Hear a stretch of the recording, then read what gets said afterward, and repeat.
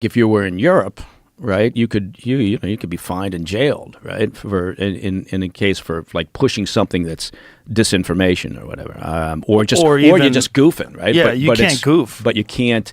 If it's an obvious, to your point, if it's an obvious goof, then okay, you can probably get away with it. Maybe not if you're in Germany or somewhere, but Germany's going crazy. They are going crazy, and they weren't happy with J.D. Vance's speech. I'll tell you that much. I wonder why. Nobody in the EU was happy.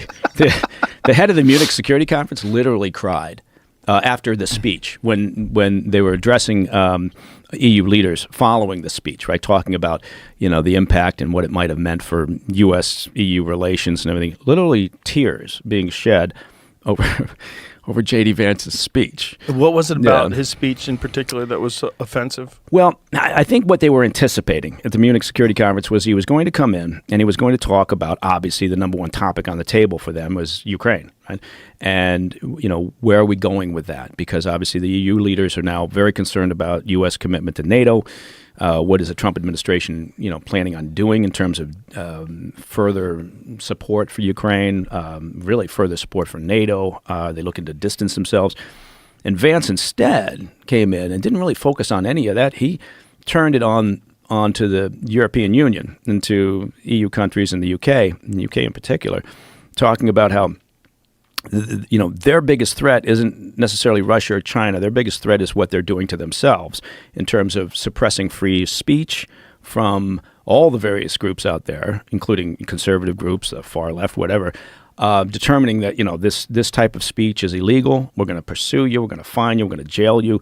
Armed raids against people that are, pushing content online. So he made including anti-immigrant content. Right? Anti-immigrant content. But to be fair, right, I mean, most of Europe at this point is pretty fed up with the immigration policies that their leaders Which is why they want to suppress the dissent online. Exactly. They're not doing it because they genuinely think this is a moral and ethical thing to do. No. They're doing it because they sense an uprising. Yeah, and they rightly should. Look, Olaf Scholz, the German chancellor, he's not getting reelected. And their election is coming up here shortly. Yeah. And so he's not. That's not going to happen for him. So I think, they're not rightly, but they are concerned about their own political power. That's what it is, and that's what people need to understand. It's not rocket science. It's not that the Europeans are the kinder, more progressive. No, they understand that it's coming, and they want to do everything they can to stop it because most people are fed up. Yeah. Most people just want to be left alone. Yeah. And if you tell them that they can't put a flag meme on one of their Facebook pages or they get arrested, which is what happened in Germany. Yeah. Yeah, or talk about, so if you talk about the immigration problem and you say, look, we got to stop this, we got to, maybe secure borders. If you talk about the Ukraine war and say, I don't think we should be supporting, dumping more resource into Ukraine, all those things, or reproductive rights, if you're on the wrong side of that from a European perspective, they're coming after you. And so that's what J.D. Vance came after. He turned the tables on them and focused on that. And that was, A, it was completely unexpected. And B, I think, the reality of it, the fact that it's truthful, I think upset a lot of them. It's truthful, and it also appeals to their citizens.